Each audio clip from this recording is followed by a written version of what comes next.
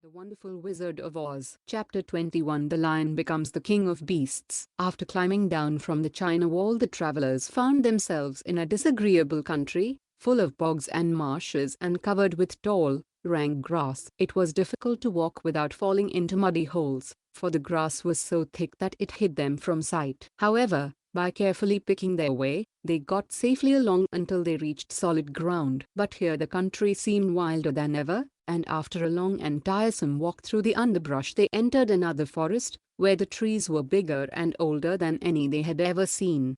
"This forest is perfectly delightful," declared the lion, looking around him with joy. "Never have I seen a more beautiful place." "It seems gloomy," said the scarecrow. "Not a bit of it," answered the lion. "I should like to live here all my life. See how soft the dried leaves are under your feet and how rich and green the moss is that clings to these old trees. Surely no wild beast could wish a pleasanter home." "Perhaps there are wild beasts in the forest now," said Dorothy. "I suppose there are," returned the lion, "but I do not see any of them about." They walked through the forest until it became too dark to go any farther. Dorothy and Toto and the lion lay down to sleep, while the woodman and the scarecrow kept watch over them as usual. When morning came, they started again. Before they had gone far they heard a low rumble, as if the growling of many wild animals. Toto whimpered a little, but none of the others was frightened, and they kept along the well-trodden path until they came to an opening in the wood, in which were gathered hundreds of beasts of every variety. There were tigers and elephants and bears and wolves and foxes and all the others in the natural history,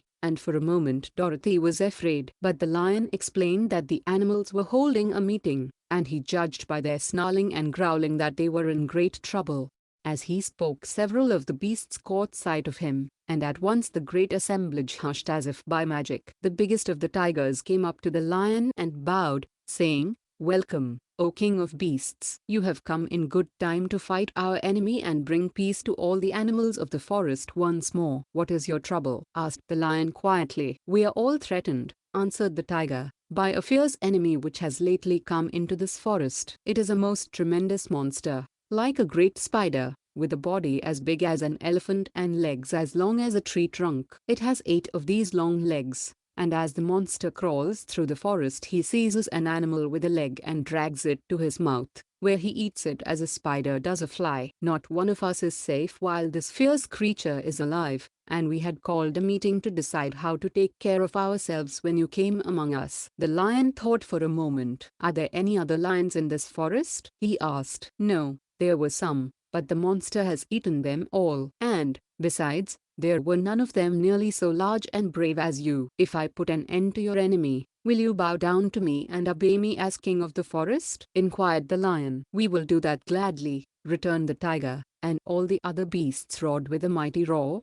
"We will." "Where is this great spider of yours now?" asked the lion. "Yonder, among the oak trees," said the tiger, pointing with his forefoot. "Take good care of these friends of mine," said the lion, "and I will go at once to fight the monster." He bade his comrades goodbye and marched proudly away to do battle with the enemy. The great spider was lying asleep when the lion found him, and it looked so ugly that its foe turned up his nose in disgust. Its legs were quite as long as the tiger had said, and its body covered with coarse black hair. It had a great mouth, with a row of sharp teeth a foot long, but its head was joined to the pudgy body by a neck as slender as a wasp's waist. This gave the lion a hint of the best way to attack the creature, and as he knew it was easier to fight it asleep than awake, he gave a great spring and landed directly upon the monster's back. Then, with one blow of his heavy paw, all armed with sharp claws, he knocked the spider's head from its body. Jumping down, he watched it until the long legs stopped wiggling. When he knew it was quite dead, the lion went back to the opening where the beasts of the forest were waiting for him and said proudly,